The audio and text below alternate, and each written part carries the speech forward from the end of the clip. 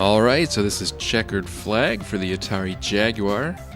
As we can see in this title screen here, copyright 1991-1994. This game was originally released in 1991 on the Atari Lynx, although that version unfortunately is not 3D, it is 2D.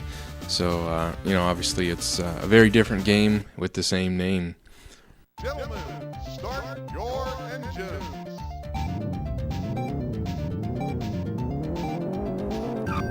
Now this one here looks really good on paper because, I've seen screenshots of this game before. I've seen some other YouTube videos of this game. It's a very good looking game and looks similar to something like Virtua Racing on the Genesis or 32X, which I'm a fan of. On top of that, this game was developed by Rebellion Developments, who's very well known for some of the other Jaguar games, including Alien vs. Predator. I mean, a game like Virtua Racing that looks this good, developed by the same guys that gave us Alien vs. Predator, one of the best games on the Jaguar. I really was looking forward to this game. Now, I don't know if you can tell, but I'm having a hell of a time controlling the car in this game. I mean, your first impression is going to be that the frame rate is too slow. Especially in the corners, when you really need it, it just really drops down. And, the car's controls are really twitchy, so you combine the slow frame rate with the twitchy controls of the car, it makes it almost impossible. I mean, I've been crashing left, right, and center. I'm crashing on almost every corner. I'm hitting the wall. You hit the wall almost any speed, your car flips over. You tap other cars, your car flips over. I feel like I'm doing horribly. And yet here I am in second place, actually just about to take first place, and I can't understand how. Basically, the developers knew this game was so hard to control that they made it, easy enough that even though you're crashing left, right, and center, you're still competitive with the other, computer-controlled players. Really not a very good game in first impression. But I do want to give it a serious try. Sometimes in these games you just have to get used to the controls. A lot of racing games with slow frame rates, like Stunt Race FX, a game on the Super Nintendo that I love. It has a slower frame rate too, so it's harder to control, but you kind of get used to it as you play. You get used to the speed that you have to control the car at, and eventually the slow frame rate isn't such a big deal. So I'm hoping that the same thing will happen here in this game.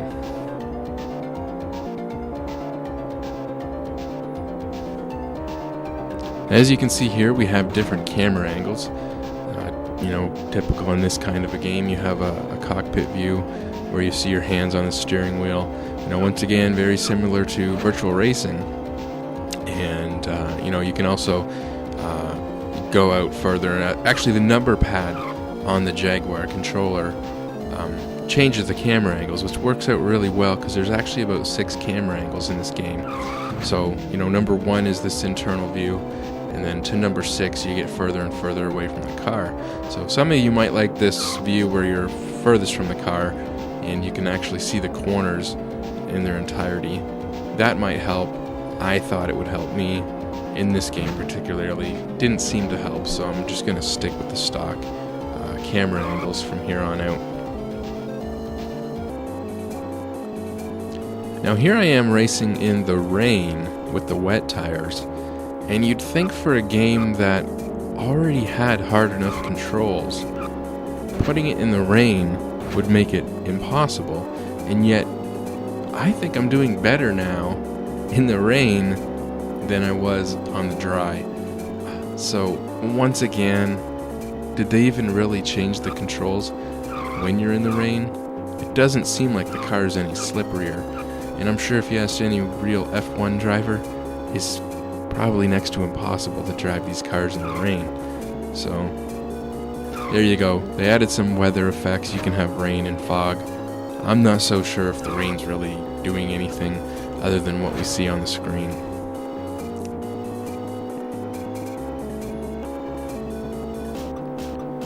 Now I'm starting to do a little bit better. Like I said, I'm getting used to the controls. I want to give this a serious try, but I'm still crashing left, right, and center. Now, once again, I'm in first place. I'm getting first place in these races. I can win some of these races, but it seems ridiculous that I'm crashing. I probably crashed 100 times in this race, and yet I won. You know, you just can't get used to the controls in this game. They're awful.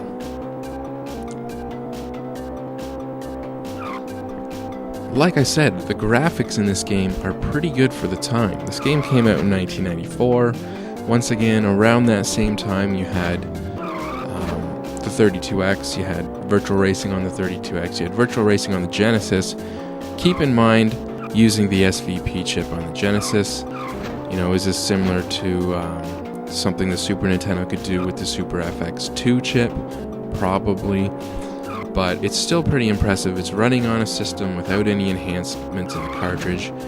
And I think for 1994, it looks just as good, if not slightly better than some of the ports. I think this looks better than Virtua Racing on the Genesis. But Virtua Racing on the Genesis probably runs smoother. Like I said, I wanted to love this game. I wanted to give it a serious try. I thought I was going to like this game. I really did. I was really looking forward to a fast-paced Formula 1, you know, Polygon racing game on the Jaguar. And like so many Jaguar games, it just wasn't finished. It's not polished. This frame rate is horrible. The controls aren't very good. It makes it impossible to play. They seem to have known that, and they made the game easy enough that even though you're crashing left, right, and center, you're still getting first place in the races. They knew the controls were awful. They must have known that. And like so many Jaguar games, it was rushed out for the Christmas season, November 1994, alongside with Doom, Club Drive, Dragon the Bruce Lee Story. All these games came out for the Christmas season 1994. This game cost $70 US when it came out in 1994. $70 for this game. And it's not finished. It's not polished. You know, I have to admit, there's a lot of tracks in this game. And for a game that doesn't feel like it's finished, doesn't feel like it's polished, a lot of Jaguar games feel like they're either tech demos or they just didn't, you know, they didn't know how to program for the thing. There was too many bugs. Atari made the damn thing so hard to program for and didn't give anybody development kits. The development companies were like completely scratching their heads. They had no idea what to do with this Jag. And yet, of course, they wanted to get some games out for Christmas. There's a lot of tracks in this game. I have to give it credit for that. There's like 8 tracks in this game, which is unbelievable. I mean, you know, Virtua Racing has, 3 or 4 tracks, depending on the version. And we still like that game. So, I mean, 8 tracks is pretty amazing for one of these old games. I mean, most of these old Polygon racing games, you look at Hard Driving and games like that, they had a few tracks and that was it. So they went out of their way with the tracks, but yet, I don't know, it just doesn't feel like it's finished. If they could have got the frame rate a little bit better and tweaked the controls, this would have been an awesome game. And it's got music. That's another thing, is there's a lot of Jaguar games that don't have music. I mean, Cybermorph doesn't have music. Doom doesn't have music. You know, there's a lot of games on the Jag, like, once again, they don't feel finished without music. And we know that there was bugs with the hardware. We know it was hard for the programmers, and Atari wasn't helping them with development kits. And something related with the music, I know is related to some of the bugs in the system. I don't know the exact details, but I know it was hard for the programmers to get music in the game and still have it running stably. So, once again, a lot of Jaguar games don't have music. This game, the music's alright. It's nothing special, but at least there is music. I mean, the music's decent, the graphics are decent. It just comes down to the fact that the controls make it unplayable. I don't recommend this one, guys. Like I said, I wanted to love this game. It's just impossible to play.